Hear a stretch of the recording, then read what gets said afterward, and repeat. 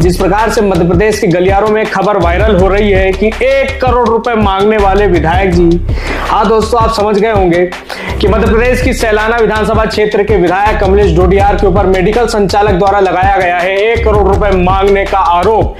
इस विषय में जब हमने आदरणीय विधायक जी से दूरभाष पर करी चर्चा तो उनका यह कहना आया कि मेरी विधानसभा क्षेत्र में भैया ये पिछले 30 वर्षों से कर रहा है अनाधिकृत रूप से लोगों का इलाज। ना ही इसके पास है MBBS की डिग्री, ना ही इसके पास है BHMS की डिग्री, ना ही किसी प्रकार की इलाज से संबंधित इस व्यक्ति के पास डिग्री नहीं है। साथ ही साथ इसने अपने घर में एक छोटा सा मिनी ऑपरेशन थिएटर बना रखा जहां पर ये महिलाओं के करवाता है अनाधिकृत रूप से एबॉर्शन। और साथ ही साथ उन्होंने कहा कि ये पूरे विधानसभा क्षेत्र में जितने भी झोला छाप डॉक्टर हैं जिनके पास इलाज का क ख ग का ज्ञान नहीं है उनका ये है नेता। जी हाँ दोस्तों, और साथ ही साथ उन्होंने ये भी कहा कि मेरी विधानसभा क्षेत्र में जब तक मैं विधायक हूं इस प्रकार के गलत कार्य होने में नहीं दूंगा। हाँ कमलेश जी नमस्कार। नमस्ते साहब। कमलेश जी, वर्तमान में आप ही के क्षेत्र से एक मेडिकल संचालक जो हैं उन्होंने आपके ऊपर 1 करोड़ रुपए की राशि मांग करने का आरोप लगाया है, उसमें आपका क्या कहना है? ये तो सब देखो, मैं विधायक हूँ तो मेरे से बहुत लोग अपेक्षा रखते हैं, अवैध काम करने वाले भी अपेक्षा रखते हैं, आम जनता गरीब लोग भी अपेक्षा रखते हैं कि हमारे न्याय के लिए विधायक कुछ करे। जी। अब मैं खुद ही कानून जानता हूँ, मैं कानून का पालन करता हूँ, तो मैं मेरे इलाके में अवैध काम नहीं होने दूंगा। चाहे वो बंगाली फर्जी फेक डॉक्टर हो, चाहे अवैध शराब का कारोबार हो, चाहे अवैध ये बता देना खनन वनन का हो, चाहे अवैध जमीनों का घोटाला, कुछ मतलब अवैध काम मुझे पसंद नहीं है। बहुत अच्छी बात है कमलेश जी। एक निवेदन ये भी था कि उन्होंने ये कहा कि आप उनके मेडिकल स्टोर में गए थे मिलने के लिए, क्या आपकी ओर से कोई समझाइश दी गई थी कि आप इस प्रकार के जो कृत्य हैं वे बंद कर दें क्षेत्र में? असल में क्या है कि मेरे लिए किसी से मिलना और उसके घर तक जाना या वो मेरे घर तक आए, टाइम की बहुत इंपॉर्टेंस होती है, टाइम बहुत वैल्यूएबल होता है। तो ये जो व्यक्ति आरोप लगा रहा है, ये व्यक्ति सारे बंगाली जो फेक डॉक्टर्स का लीडर है ये। जी। मैंने इसे फोन कर कहा था कि भाई तुम्हारे यहाँ पर तुम अबॉर्शन करते हैं, गर्भपात करते हो तुम लोग, और ये अवैध कानूनन अपराध है। जी।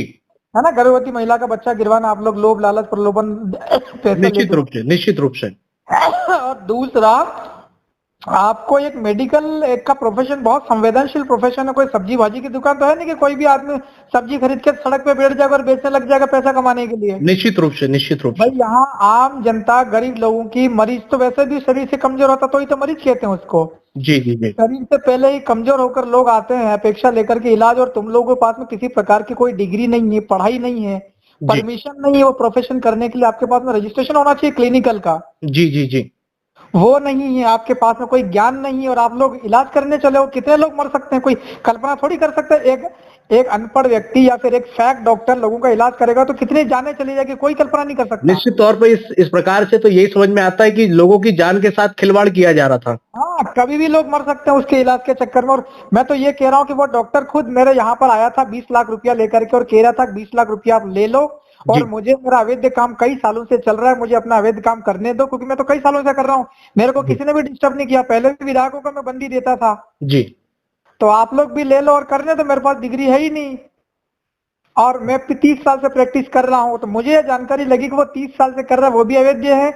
उसी के घर के अंदर में बाहर तो उसने वो दुकान लगा रखी दवा बेचने की, है ना जी, मेडिकल का स्टोर है, और उसी के बिल्कुल अंदर में लगा हुआ है वो क्या बताता क्लिनिक है, ऑपरेशन थिएटर जैसा कुछ बना रखा है। हाँ, ऑपरेशन थिएटर है वहां पर अंदर। और भी हमने चीजें चेक करी, मेरे पास वीडियोस भी है, वही वीडियोस भी मैं जहाँ पर जरूरत पड़ेगी वहाँ पुटअप करूंगा। जी जी जी, बिल्कुल बिल्कुल। सिरिंज है वहां पर, है ना, इलाज करने के लिए, और बहुत सारी चीजें, बोतलें वगैरह खाली ढेर सारी मिली है वहां पे। जी। दवाइयों के उपयोग करी हुई दवाइयों के खोखे वो डिब्बे उब्बे वो भी मिले हैं वहाँ, बहुत सारी चीजें, है ना। पर्याप्त है, 100% से ज्यादा पुख्ता सबूत है कि वो इलाज करता, और मेरे सामने वो भी इलाज कर रहा था। मैं जैसे ही गया तो मेरे को देख करके और मरीज को फटाफट धक्का दे करके उसने बाहर कर दिया, मेरी आंखों के सामने की घटना है। निश्चित रूप से आप एक ऐसे क्षेत्र से आते हैं जहां आपको फंसाने का प्रयास किया जा रहा है आपकी लोकप्रियता को देखते हुए। हाँ, और जो आप जनता की आवाज बन रहे हैं, कहीं ना कहीं ऐसे लोगों के मन में जो है बात पच नहीं रही है कि हम अब गलत काम कैसे कर पाएंगे आपके रहते। हाँ, बराबर। चलिए, बहुत बहुत धन्यवाद कमलेश जी, आपने इस प्रकार की जानकारी दी। सर जी, मेरे पास 20 लाख रुपए कह रहा था कि मैं अभी विधायक जी आप कहो तो 20 लाख रुपए मैं अभी कभी आपको व्यवस्था करवा दूं, ऐसा बोलिए।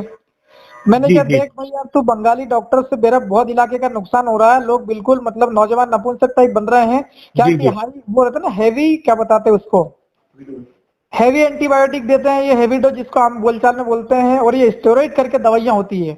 जी जी जी इनका उपयोग ये गरीब और कमजोर, ऑलरेडी आदिवासी कमजोर होता है, आपको सबको पता है कि भाई जी पौष्टिक भोजन आदिवासी नहीं लेता है, जी शरीर पहले से आदिवासियों का कमजोर होता है ना, कुपोषण जी का जी शिकार जी तो वैसे ही समाज है, उसके ऊपर में फिर स्टेरॉइड नाम की दवाएं और ये हैवी एंटीबायोटिक हाइड्रोज दवा देता है, तो क्या स्थिति बनेगी समाज की और इलाके के लोगों की। अच्छा कमलेश मैंने जी, उससे इसको कहा, लेकर के आपकी ओर से क्या कार्रवाई की जा रही है, क्योंकि इस प्रकार के इन्होंने जो आरोप लगाए हैं आपके ऊपर। मैंने 22 तारीख के दिन सीएमएचओ को पत्र लिखा था कि मेरे इलाके के अंदर में जितने भी फेक डॉक्टर्स हैं जी जो लोगों की जान लेने पर तुले हुए हैं अपना मुनाफा कमाने के चक्कर में, जी लाभ कमाने के चक्कर में, कार्रवाई करें नियमानुसार।